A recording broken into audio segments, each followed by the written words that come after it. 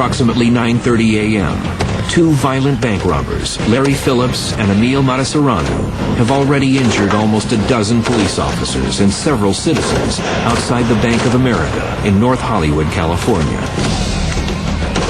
It was a war. It was a battle. This was 45 minutes of ongoing automatic weapon fire. Casualties coming, one after the other. Police dispatch calls for more units. The number of police swells to over 350. But law enforcement can't terminate the standoff.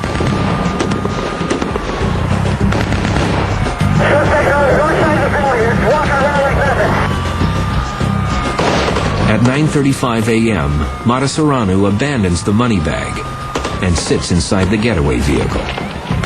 I think they dropped the money because this was the first time they had been heavily engaged by anybody shooting back at them.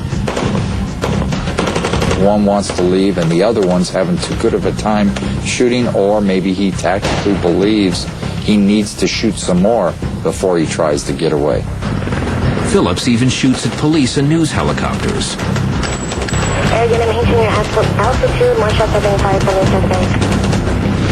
At one point, Phillips retrieves an H&K 91 assault rifle with .308 caliber rounds, even more deadly than the AK-47. If somebody has a shot, take it. Suspect dead. While police fire deflects the robbers' attention, Van Nuys officers Todd Schmitz and Anthony Kabunik attempt to rescue wounded officer Martin Whitfield. But as they enter the strike zone, they discover Officer Stuart Guy pinned down in the parking lot. There's Anthony Kabunik and Todd Schmitz lift Stuart into the back of the police car and backed out of that parking lot as fast as they could.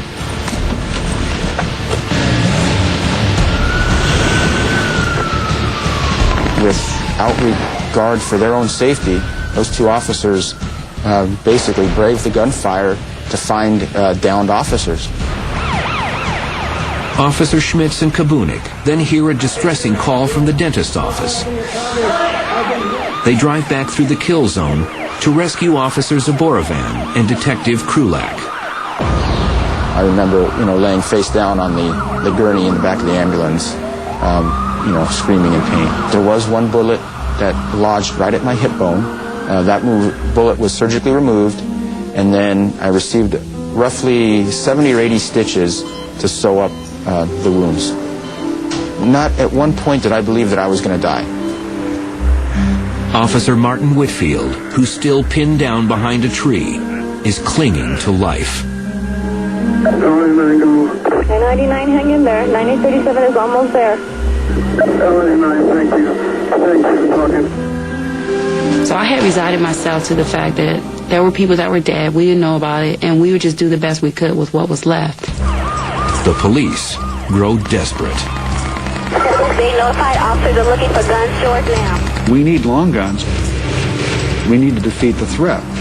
Some of our gang officers and our detectives went to BNB Guns Code 3. One officer at a gun store getting several AR-15s for the unit. The cops borrow several assault rifles with .223 caliber ammo. But by the time they're deployed, the first SWAT unit arrives. Our supervisor got on the air and told us not to deploy our MP5, which is a 9mm round, which their body armor would defeat, but to deploy our assault rifles, which is a .223, which their body armor would not defeat.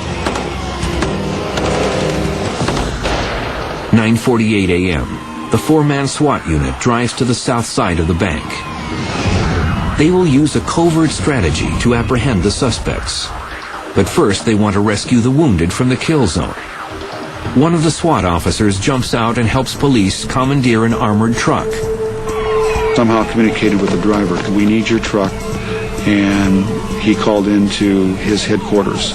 And apparently they were watching the shootout on television as it was being broadcast and said, yeah, if they want to use it, let them use it.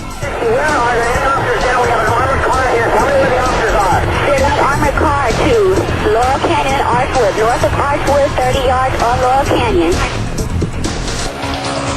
The armored truck transports police into the death zone to search for Officer Martin Whitfield, who's been bleeding for over 30 minutes. He's not responding. 9089, 9037 is almost there. Hang in there. 9089, 9089, come in. 9:53 a.m. Police pour out of the armored truck and rescue Officer Martin Whitfield, who's barely conscious. He's transported to the hospital for surgery on his fractured leg and other wounds. Whitfield will survive. While the armored truck rescues victims, the gunmen are fleeing the bank's north parking lot. Phillips continues to fire rounds while he walks alongside the slowly moving getaway car driven by Serrano. I'm going to guess is that one said get in the car and the other one said no, I'll provide the cover fire where you drive the car down the street. It was like, oh my God. It's not ending. It won't stop. It won't end. The thing that scared me the most was that these two guys, who were clearly the worst people I had ever dealt with, the most dangerous, the most violent, were going to get away. Roger that at North Hollywood. The vehicle is not coming out. He may be hit. The other suspect is walking on the east side of the vehicle. He's taking everybody down. Everybody down south of being fired. One suspect is possibly injured inside the vehicle and one is outside the white vehicle to the rear of the bank.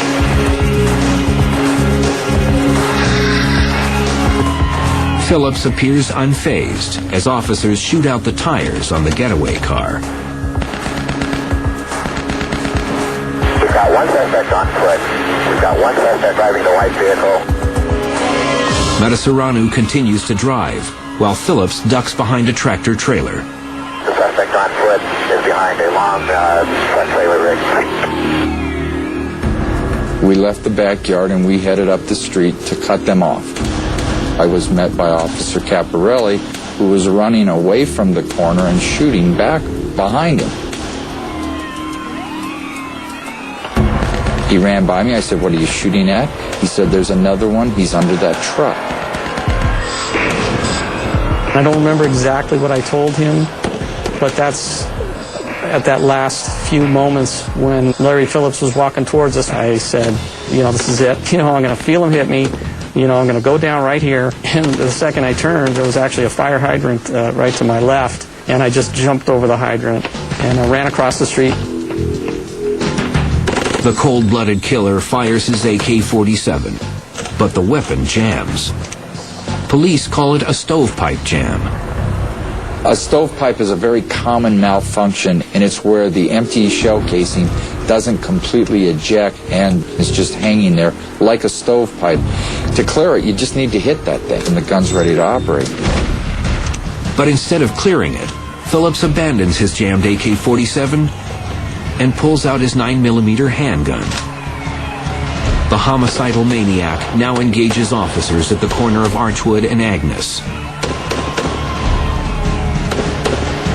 Here's Larry Phillips now with a handgun walking toward me.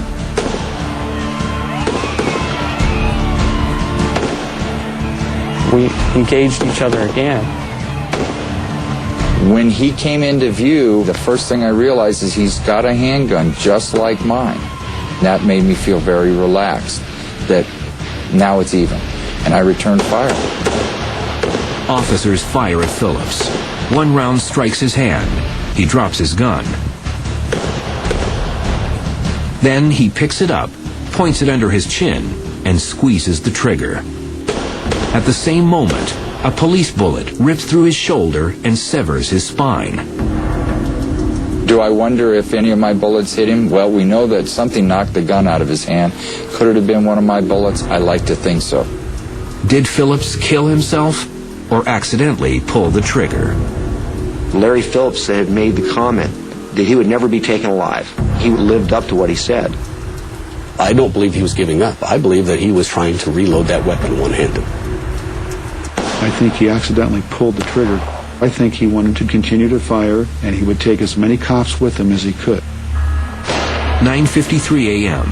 One gunman is eliminated. The other is still on the run.